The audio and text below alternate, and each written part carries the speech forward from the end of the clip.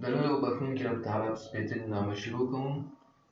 د پروګرام لیکنې بنسټونو دویم لیکچر ته راځو او په دې لیکچر کې تاسو د پروګرامینګ د یوې ژبې سره معرفي کوم. کومه ژبه چې موږ تاسو په دې کورس کې د پروګرامینګ هغه مکمل کنسپټونه په دې ژبه کې وایو. یعنې په دې سیمسټر کې یا په دې کورس کې چې موږ تاسو د پروګرامینګ هغه عمومي مفاهیم وایو. که چېرې تاسو فکر کړی وي لکه پښتو ژبه ده، که دري ژبه ده، که انګلیسي ژبه ده، هره ژبه چې اوسېږي هغه ځینې بیسیک او ځینې هغه اساسي کنسپټس لري، قوانین لري چې موږ تاسو اکثرا ګرامر وایو. نو موږ تاسو دې ځای کې هم ګرامر وایو، د پروګرامینګ د ټولو ژبو ګرامر وایو.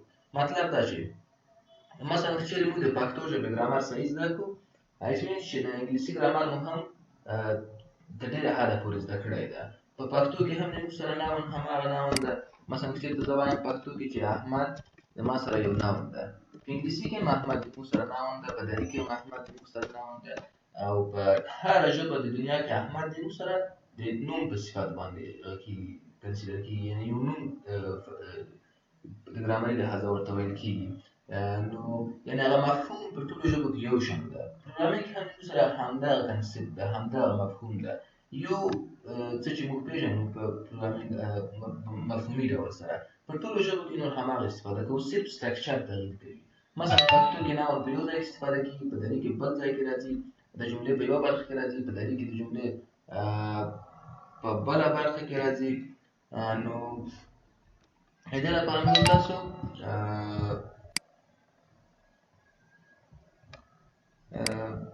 یعنې مطلب دا ده چې په هره ژبه کې موږ سره هغه ځینې کنسپټ چې دي هغه په هره ژبه کې شتون لري.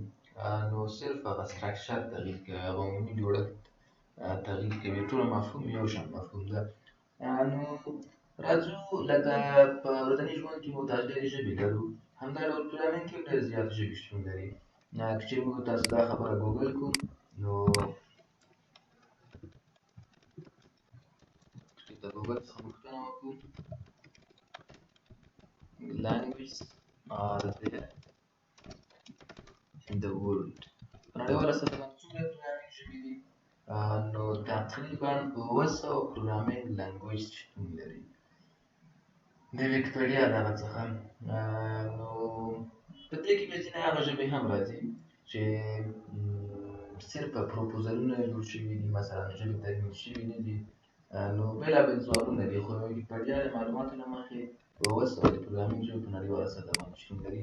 اوس د دو ژبو څخه موږ صرف یوه ژبه انتخابوو، صرف په یوه ژبه کې موږ تاسو کنسپټ زده کوو، مفاهیم زده کوو. د هغې څخه وروسته چې هرې ژبې ته موږ تاسو ځان سویچ کوو، سویچ کېږو، هغې نوې ژبې ته ورځو.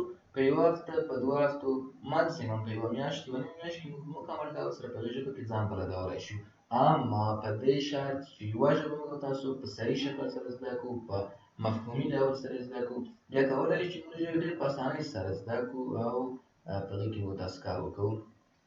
نو د دې کورس لپاره په دې کورس کې موږ تاسو دا مفاهیم زده کوو. دې لپاره موږ سی ژبه انتخاب کړې ده. زموږ د پوهنتون د کریکولم مطابق د کمپیوټر ساینس پوهنځی، د ننګرهار پوهنتون د کمپیوټر ساینس پوهنځی د درسي سیستم مطابق سی ژبه انتخاب شوې ده. اما کولی شو د کورس په نیمایي کې سی پلس پلس ته سویچ شو یا جاوا ته ځان هغه کړو، فرق نه کوي. بیا هم دا خبره زیات تکراروم ځکه مهمه ده چې کانسپټ زده کوو، مفاهیم زده کوو.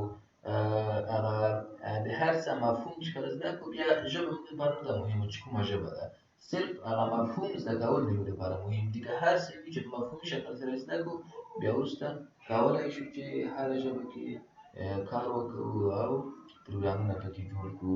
نو ولې مو سی ژبه انتخاب کړې؟ ځینې دلایل موږ لرو. د هغې څخه یو دلیل دا ده چې سی ژبه چې ده دا هارډویر انډیپنډنټ ژبه ده. It means چې د هارډویر سره سی ژبه هېڅ کوم تعلق نه لري، ځکه هارډویر انډیپنډنټ ورته ویل کېږي چې په هارډویر باندې ډیپنډنټ نه ده، په هارډویر باندې تکیه کوونکې ژبه نه ده.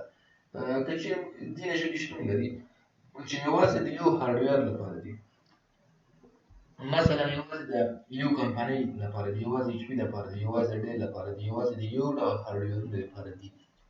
چې کله پروګرام پرې جوړ کړو، یوازې په همغه هارډویر باندې رن کېدلی شي. اما سی ژبه چې د هارډویر سره هېڅ کومه اړیکه نه لري، د هارډویر سره هېڅ کوم ډیپندنسي نه لري، یعنې په هارډویر باندې ولاړه ژبه نه چې د یو ډول هارډویر دپاره دې اوسېږي. نو ځکه مو تاسو وویل چې ژبه چې ده هارډویر انډیپندنت لینګویج ده.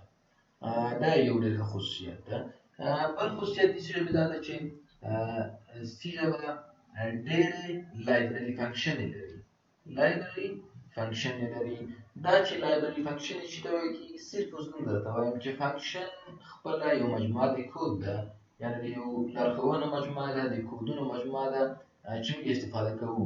او لایبرري فنکشن هغه فنکشنې دي چې مخکې له مخکې جوړې شوي دي. یو چا یوه ستونزه درکړې ده، د دې ستونزې لپاره یې کود لیکلی ده، هغې کود ته یو نوم ورکړی ده، د هغې څخه وروسته مثلا هغه صرف هغې نوم باندې دغه فنکشن اکسس کوو. مثلا SQRT سکرت د مربع جذر لپاره د مربع د پیدا کولو لپاره مثلا د 900 یا د سانتي یا د 900 مربع جذر څو ده، د دې لپاره یو چا مخکې نه مخکې کود کړی دی چې کمپیوټر څه ډول د یو عدد مربع جذر پیدا کړي. دې ته یو فنکشن جوړه کړې ده، سکرت نوم یې ورکړی.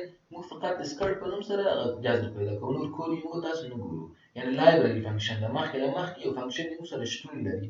نو سی ژبه یو ښه خصوصیت دا ده چې ډېرې لایبرري فنکشنې لري.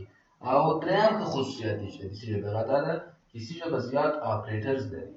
اپریټر وروسته بیا یو مکمل یو دوه ویډیو ریکارډونه مو ورباندې کوو.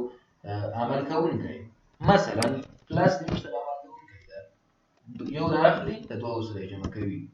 ساینټ د موږ سره بل اپریټر ده، دا یو جمع دوه چې کوم ریزلټ کېږي هغه د بل طرف ته کوي. مثلا اساینمنټ کوي د موږ سره. مثلا زه لیکم چې A مساوي کېږي په 3 سره، 3 راخلي A ته اساین کوي، دا یو اپریټر دی د موږ سره.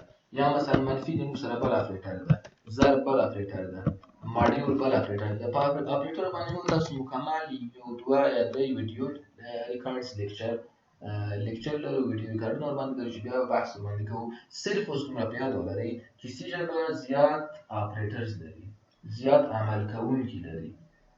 نو دا یو بل ښه خصوصیت ده د سی ژبې. او د سی ژبې یو بل خصوصیت دا ده چې آل پرپوز پروګرامینګ لینګویج ده، یعنې د هر ډول هدف لپاره استفاده کېدونکې لینګویج ده.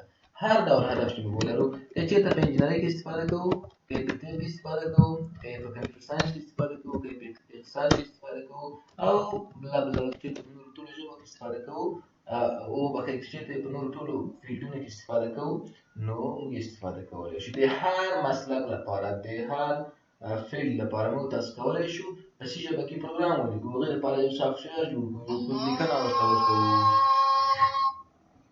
نو دا یو بل ښه خصوصیت ده د سی ژبې.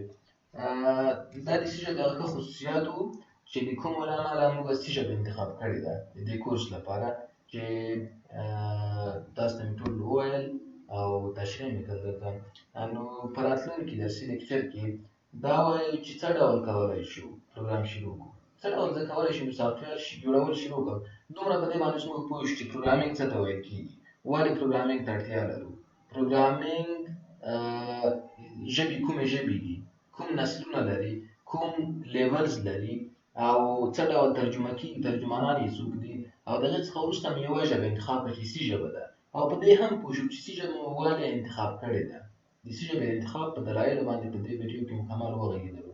نو اوس دې ځای ته رارسېدلي یو چې یو ستونزه رااخلو د ورځني ژوند او د هغې لپاره کوډ لیکنه شروع کوو. د هغې لپاره موږ تاسو یو کمپیوټر ته یو انسټرکشن کوو، یو لارښوونه کوو په کومه طریقه باندې دا کار کولی شي. شروع له کوم ځای څخه کوو، سټیپ بای سټیپ چې کوم سټیپونه لري، بالاخره څه ډول کولی شي یو سافټویر منځته راوړي، یو پروګرام منځته راوړي، هغه د خپلې ستونزې مطابق یو حل لاره د پروګرامینګ په واسطه باندې منځته راوړو، یو حل لاره ورته پیدا کړو. نو په راتلونکي درسي لیکچر کې د پروګرامینګ سټیپس وایو، د پروګرامینګ هغه مراحل وایو. نور ښه وخت ولرئ. السلام علیکم.